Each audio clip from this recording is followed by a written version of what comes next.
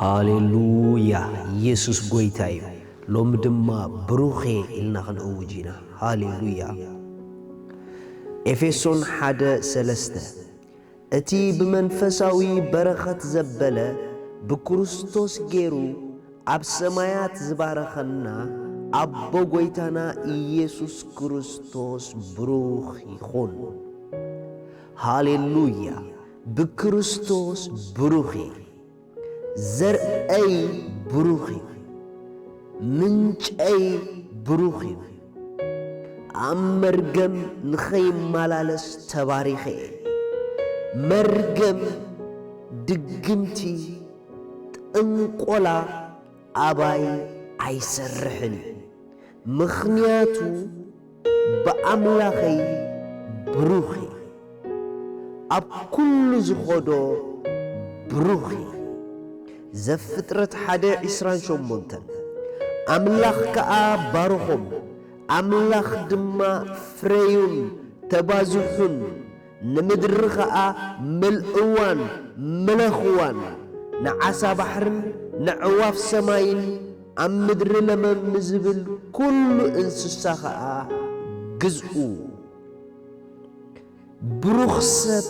ፈራይ ኣነ ፈራይ ብሩኽ ሰብ መላኺ ኣነ መላኺ ብሩኽ ሰብ ገዛኢ ኣነ ገዛኢ ብሩኽ ስለ ዝኾንኩ ምድሪ ሓይላ ትበኒያ ብሩኽ ስለ ዝኾንኩ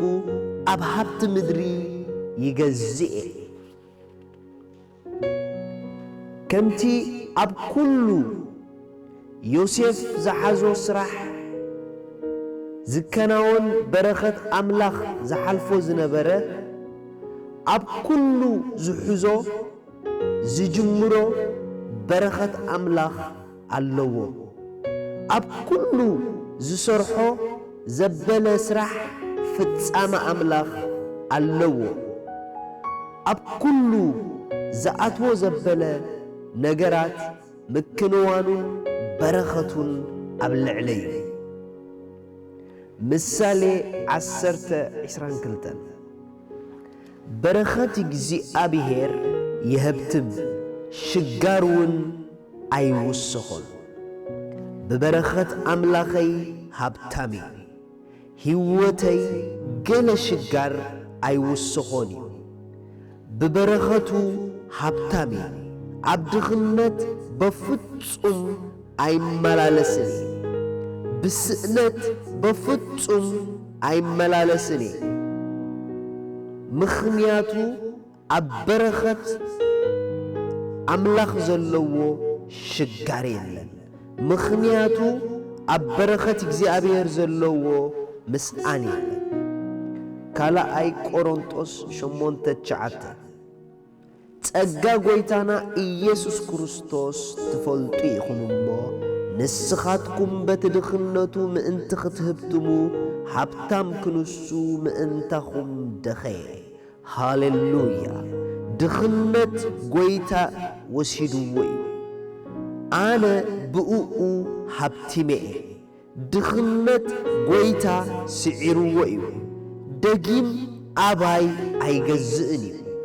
ገላትያ 3:13 ንሕና ነቲ ተስፋ መንፈስ ብእምነት ክንቅበሎ እቲ በረኸት አብርሃምን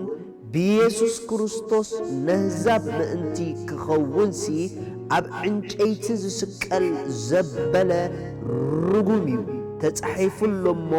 ክርስቶስ ምእንታና መርገም ኮይኑ ካብ መርገም ሕጊ ተሻየጠና ሃሌሉያ ተስፋ አብርሃም በረኸት አብርሃም ኪዳን አብርሃም ብክርስቶስ ኣነ ወራሲኤ ኣነ ዘርኢ አብርሃም ዘርኢ አብርሃም ድማ ብሩኽ ኣነ ብሩኽ ኣነ ብክርስቶስ ዘርኢ አብርሃም አሜን